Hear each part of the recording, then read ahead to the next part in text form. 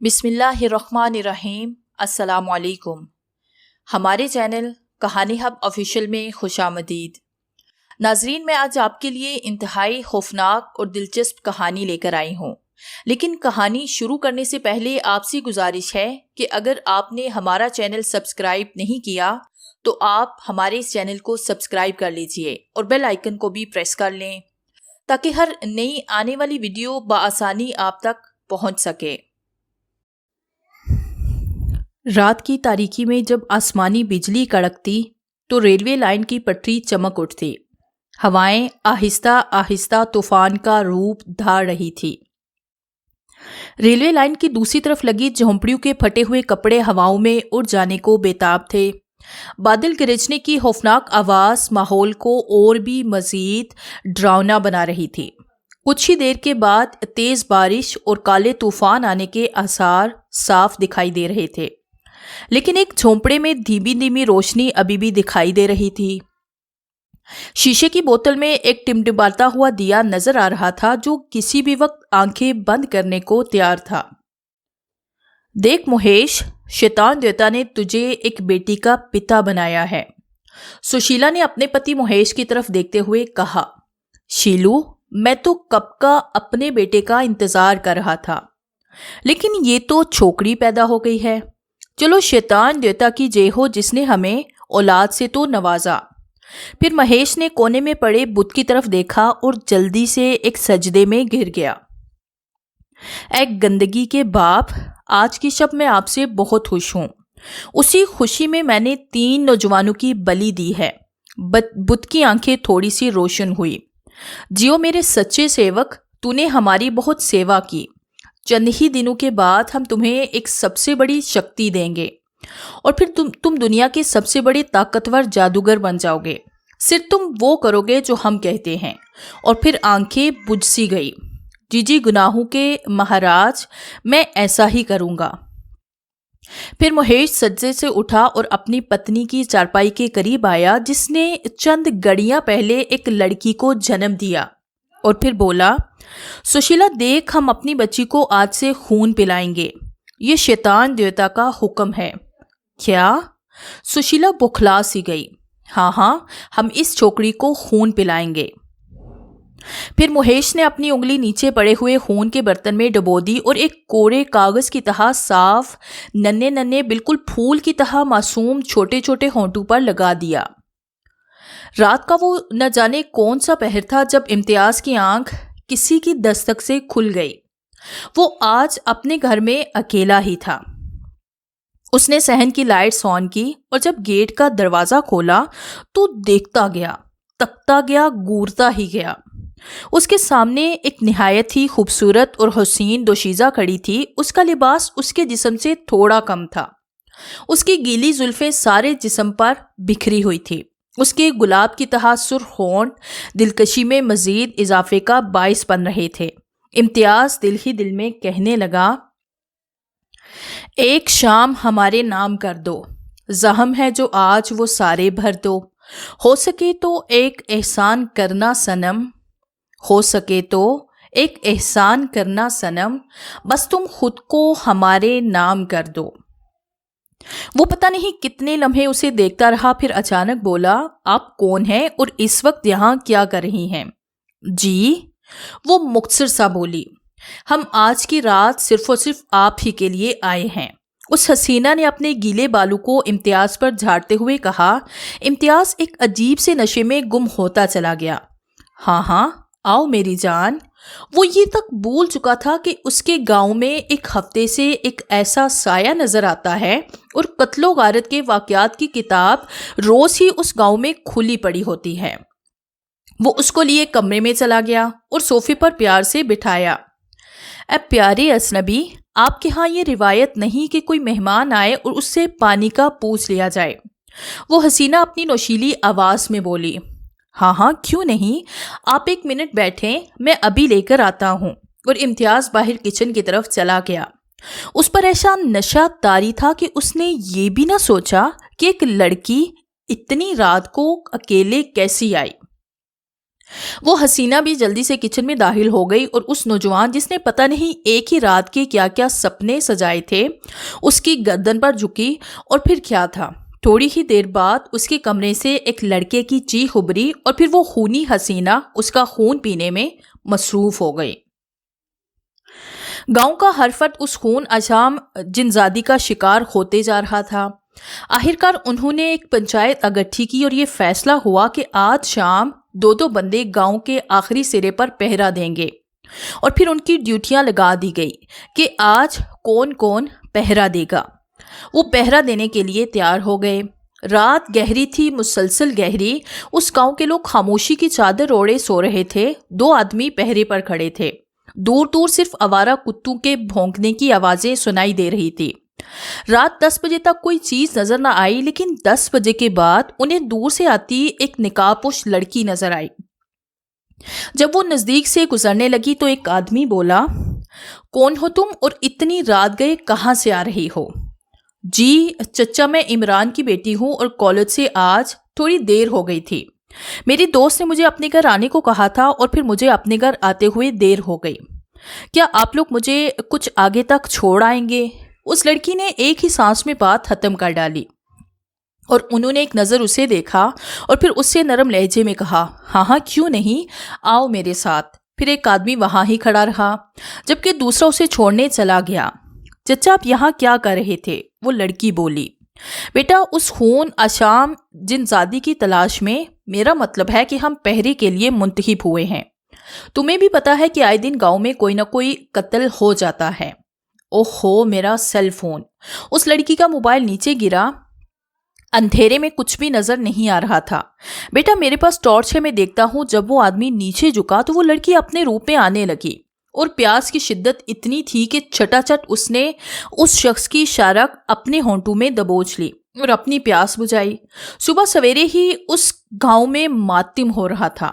سب گاؤں والے بہت ہی پریشان تھے، لیکن وہ یہ جان چکے تھے کہ وہ کوئی بلا نہیں بلکہ ایک جنزادی کے روپ میں خونی شکارن ہے جو خون کی پیاسی ہے۔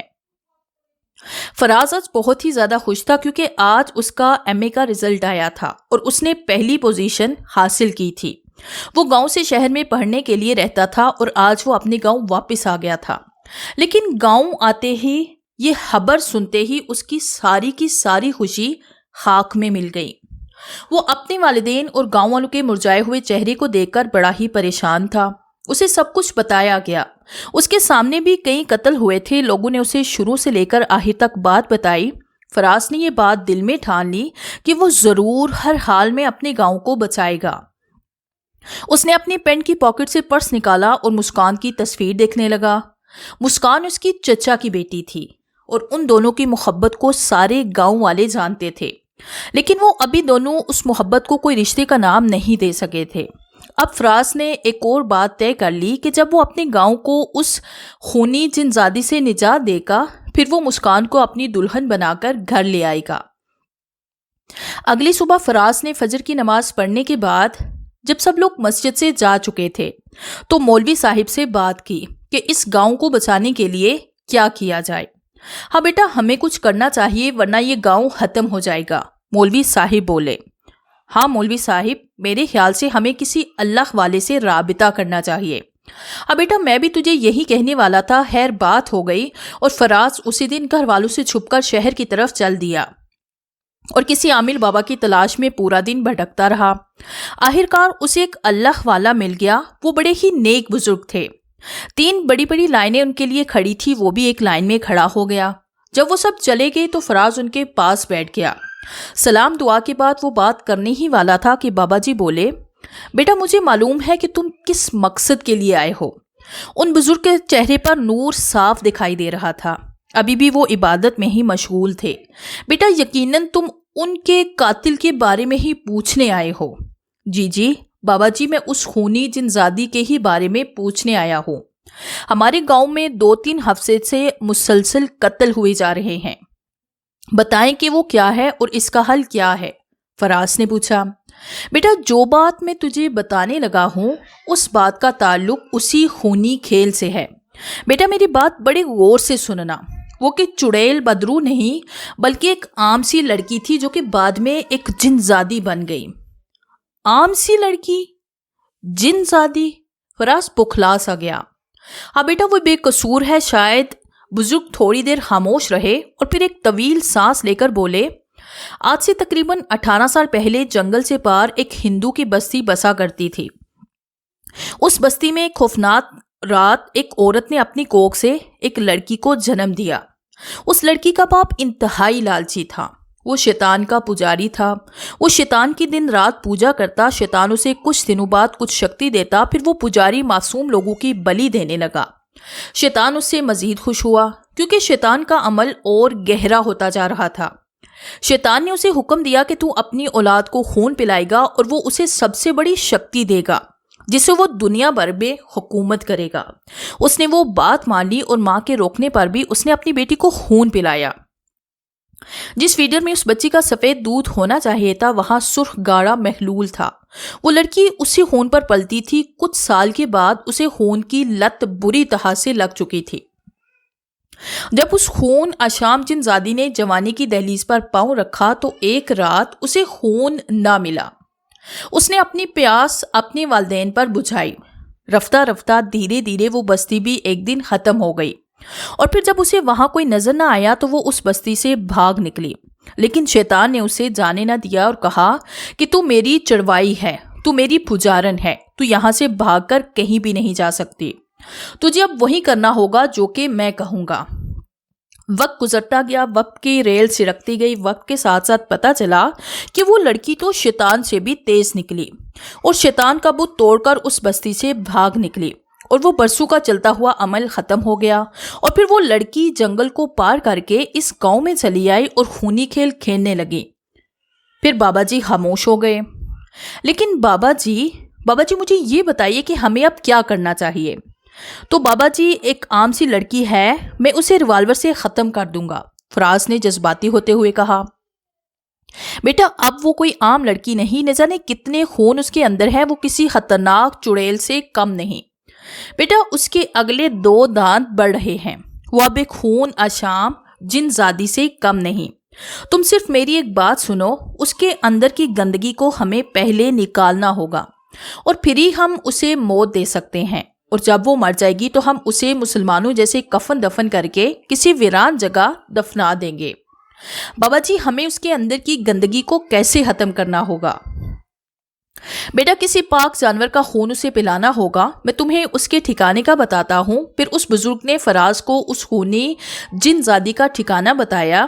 تم بس اپنا خیال رکھنا، وہ بڑی ہی تیز ہے، وہ رات کے اندھیروں میں اپنا شکار بنانے کے لیے باہر نکلتی ہے۔ تم رات کو ہی اس کے غار میں چلے جانا۔ اور پھر فراز ان کی تمام باتیں سن کر گھر واپس آ گیا۔ وہ اپنے بیڈ روم میں بیٹھا ہوا تھا اور کھڑکی میں اس ہولناک اور تاریک رات کو دیکھ رہا تھا جو اپنا کالا سیاہ منہ کھولے تک رہی تھی۔ رات کتنی خاموشی ہوتی ہے، اتنی ہی جتنی کہ مرنے کے بعد انسان۔ وہ یہ سوچ رہا تھا کہ اگر میری موت کل شب لکھی جا چکی ہے تو میں کیا کروں گا؟ میری مسکان کا کیا ہوگا؟ کیسے رہ پائے گی وہ میرے بین؟ کاش مرنے کے بعد بھی یہ پیار کا سلسلہ جاری رہتا۔ اور پھر فراز نے بھی اپنی آنکھیں بند کر لی۔ سارے دن وہ تیاریوں میں لگا رہا اور آخر وہ رات کو اپنے مشن کی طرف جانے کے لیے گھر سے نکل پڑا۔ رات کافی بیت چکی تھی، وہ ہر قدم پر چونک جاتا جیسے قریبی جھاڑیوں سے یا کسی بھی درخت سے کوئی بھوت اتر کر اسے کھا جائے گا۔ یکایک کسی نے اس کے کندھوں پر ہاتھ رکھا۔ فراز کے جسم میں چیونٹیاں سی رینگتی ہوئی محسوس ہوئی۔ اس نے جب مڑ کر ٹارچ سے دیکھا تو اس کے ایک بار تو رونگٹے کھڑے ہو گئے۔ وہ ایک انتہائی خوبصورت دوشیزہ تھی جس کی آنکھیں خون سے تر تھی اور منہ سے خون کے فوارے پھوٹ رہے تھے۔ اے جوان خوبصورت و حسین اجنبی، کیا نام ہے تمہارا؟ اس نے ایک ادا سے پوچھا۔ فراز، بہت پیارا نام ہے تمہاری طرح، وہ مسکراتے ہوئے اس کے قریب ہوتے ہوئے بولی اور اس کے بالوں پر ہاتھ پھیرنے لگی۔ وہ سمجھ گیا تھا کہ یہ کیا چاہتی ہے، یہ میرا خون پینا چاہتی ہے۔ وہ ایک دم پیچھے ہٹ گیا۔ موت کا خوف اس پر طاری ہو گیا، لیکن جلد ہی وہ سنبھل گیا اور پھر رک گیا۔ کیا تم اس پیاسی حسینہ کی پیاس بجھا سکتے ہو؟ وہ تھوڑا سا مسکرائی۔ ہاں ہاں، آؤ میرے قریب اور بجھا لو اپنی پیاس میرے خون سے۔ اس نے ہمت کرتے ہوئے کہا تو وہ تیزی سے اس کی طرف بھاگی، لیکن فراز نے اس کے قریب آتے ہی اس کی چٹیا پکڑ لی اور اس کا منہ نیچے زمین پر رکھے ہوئے پیالے کی طرف لے گیا۔ لے پی لے خون، تیرے لیے ہی لایا ہوں۔ اس نے وہ خون اس کے سامنے رکھ دیا جو وہ ایک پاک جانور کا لے کر آیا تھا۔ واو، تم تو بڑے ہی اچھے ہو، ہاں بہت ہی اچھے ہو، کہے لگا کر وہ ہنسنے لگی۔ اور پھر جو ہوا وہ شاید فراز کی سوچ سے بھی بالا تر تھا۔ اس نے اپنے نوکیلے دانت فراز کی گردن پر کھبو دیے۔ بے شرم، نہیں چھوڑوں گا میں تجھے۔ وہ ایک دم تڑپا اور پھر ہر طرف خاموشی چھا گئی۔ صبح پرندے اپنے اپنے گھروں سے نکلے اور آفتاب کی کرنیں بھی گاؤں کے کھیتوں کو روشن کرنے لگی۔ کسان اپنے کاموں پر جانے لگے۔ لوگوں نے ایک منظر دیکھا۔ وہ منظر تو کچھ اور ہی داستان پیش کر رہا تھا۔ ایک طرف وہ خونی لڑکی اور اس کے ساتھ فراز بھی بے ہوش پڑا ہوا تھا۔ گاؤں والے بڑے پریشان ہو گئے۔ مولوی صاحب نے اس بزرگ کو بھی بلایا اور فراز کو ہاسپٹل لے جایا گیا۔ سارا گاؤں اس کی سلامتی کی دعا کر رہا تھا۔ بزرگ نے گاؤں والوں کو بتایا کہ یہ لڑکا ماشاءاللہ بڑا ہی طاقتور ہے اور ذہین بھی۔ اس نے اس جنزادی سے مقابلہ کیا اور کامیاب ہو گیا۔ اس کے اندر کی ساری گندگی اب نکل جائے گی۔ اس بہادر لڑکے نے وہ دم والا پاک خون اسے پلا دیا ہے اور اب صرف ایک ہفتے بعد اسے ہوش آ جائے گا اور ہم اس جنزادی کو ختم کر دیں گے۔ فراز کے والدین سمیت سارا گاؤں ہاسپٹل میں کھڑا تھا۔ مسکان کی بھی آنکھوں میں آنسو تھے۔ وہ پھوٹ پھوٹ کر رو رہی تھی۔ اچانک ڈاکٹر نے خوشخبری سناتے ہوئے کہا، فراز کو ہوش آ گیا ہے، آپ اس سے مل سکتے ہیں۔ یہ سنتے ہی سب کے مرجھائے ہوئے چہرے خوشی سے کھل اٹھے۔ مسکان بھاگتی ہوئی اس کی طرف بھاگی اور جاتے ہی جیسے وہ فراز پر گر سی گئی۔ فراز تم ٹھیک تو ہو نا؟ لیکن جب اس نے فراز کا چہرہ دیکھا تو ایک دم ڈر سی گئی۔ اس کا چہرہ خون سے بھرا ہوا تھا۔ مسکان میری بات تو سنو۔ وہ بھاگنے لگی کہ فراز نے اس کی چٹیا سے پکڑ لیا اور پھر کچھ ہی دیر میں پورے بیڈ پر سرخ خون واضح دکھائی دینے لگا۔ اف میرے خدایا، یہ سب کیا ہو گیا ہے؟ دیکھنے والے کام کر رہ گئے اور پھر پتا چلا کہ اس نے فراز کا خون پینا شروع کر دیا تو فراز نیچے زمین پر گر گیا۔ وہ اس کا خون پیتی رہی اور پھر اس نے وہ خون جو فراز ساتھ لے کر گیا تھا سارا خون فراز کے منہ کو لگا دیا اور زبردستی اسے پلانے لگی۔ اپنے ہاتھوں سے فراز کا منہ کھولتی اور اس میں وہ خون ڈال دیتی۔ کچھ خون اس نے خود بھی پیا تھا۔ اس کا اثر یہ ہوا کہ ایک تو لڑکی بے ہوش ہو گئی اور دوسرا خون پینے سے فراز بھی خون آشام بیماری میں مبتلا ہو گیا اور وہ بھی ایک خون آشام نوجوان بن گیا جس نے اپنی محبوبہ کو خوراک بنا دیا۔ اور جب محبوبہ زخمی ہوئی تو اس نے اپنے بچاؤ کے لیے اسے کاٹ لیا۔ بس اس کے کاٹتے ہی اس کی رگوں کو بھی فراز کا خون لگ گیا اور یہ خون ایسا تھا جس کو دم کیا گیا تھا، جس کا اثر 1 منٹ سے پہلے ہی ہو جاتا ہے۔ اور یوں مسکان کے دانتوں کو اس کا خون لگتے ہی وہ بھی اس جیسی ہو گئی۔ اب دونوں ایک دوسرے کا خون پینے کے بعد بے ہوش پڑے ہیں اور جب بھی یہ ہوش میں آئیں گے تو انہیں پھر خون کی طلب ہوگی۔ بزرگ کی باتیں سن کر گاؤں میں کوہرام سا مچ گیا۔ سارا گاؤں ڈر اور دکھ سے اس کا منہ تکتے گئے۔ لوگوں نے بزرگ سے پوچھا، اب کیا ہوگا ہمارے بچوں کا؟ بزرگ کچھ دیر خاموش رہے، پھر سے کہنے لگے، مجھے تو اب انہیں دیکھ کر دکھ ہو رہا ہے۔ میں خود بھی پچھتا رہا ہوں کہ مجھے ایسا نہیں کرنا چاہیے تھا۔ مجھے اس لڑکی کو ویسے ہی اس کے ہاتھوں سے مروا دینا چاہیے تھا۔ میں نے تو یہ سوچ کر ایسا کیا تھا کہ ہو سکتا ہے میرے دم کیے ہوئے خون سے وہ لڑکی کچھ سنبھل جائے، لیکن مجھے کیا پتا تھا کہ سب کام الٹا ہو جائے گا۔ اب نہ صرف وہ جنزادی اور فراز بلکہ مسکان بھی اس لپیٹ میں آ گئی ہے۔ میں جانتا ہوں کہ یہ اتنے جلدی انسان نہیں بنیں گے، کئی لوگوں کا خون پیئیں گے تب پھر جا کر ان کا کچھ کیا جا سکے گا۔ یہ کہہ کر بزرگ خود بھی رونے لگے۔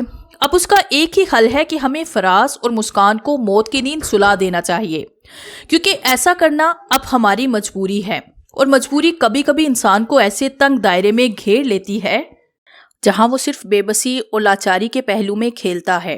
ایسا ہی کچھ اس گاؤں میں ہو رہا تھا۔ گاؤں کے سارے بڑے چھوٹے کو وہ بے بسی اور لاچارگی سے لوگوں کو تک رہے تھے۔ ایسے لگ رہا تھا کہ وہ کچھ کہنا چاہتے ہوں۔ اگر انہیں نہ مارا جاتا تو یہ خون آشام بیماری بڑھتی جاتی، ایک سے دوسرے اور پھر دوسرے سے تیسرے، اور پھر ہو سکتا تھا کہ پورا گاؤں ہی اس کی لپیٹ میں آ جاتا۔ ہر کوئی یہاں خون آشام ہی نظر آتا۔ ان کو ایسی موت دی جائے جس سے ان کے جسموں کو ذرا بھی تکلیف نہ ہو، اور پھر مشورے سے ان کو خون میں زہریلی گولیاں ملا کر دے دی گئی اور وہ وحشیوں کی طرح خون پر جھپٹ پڑے اور پھر ہمیشہ کے لیے میٹھی نیند سو گئے۔ ایک مہینہ ان دونوں کا سوگ منایا گیا۔ کچھ دن کے بعد اس ہونی جنزادی لڑکی کو بھی مار دیا گیا اور اسے بھی ایک جگہ دفن کر دیا گیا۔ اب گاؤں میں کوئی بھی خون کا پیاسا باقی نہ رہا تھا۔ لوگ پھر سے اپنی زندگی آرام اور سکون سے بسر کرنے لگے تھے۔ انہوں نے اپنے گاؤں کا نام بھی مسکان کے نام سے رکھ دیا تھا اور آج بھی اس گاؤں کو مسکان آباد ہی کہا جاتا تھا۔ ان دونوں نے اپنے نام سے اپنے گاؤں میں ہنسی خوشی پھیلائی تھی، لیکن انہوں نے اس خون آشام جوڑے کو کبھی بھی نہیں بھلایا تھا۔ ان کے احسانات ناقابل فراموش تھے۔ خدا ان کی روحوں کا میل کرائے اور سکون عطا فرمائے۔ آمین۔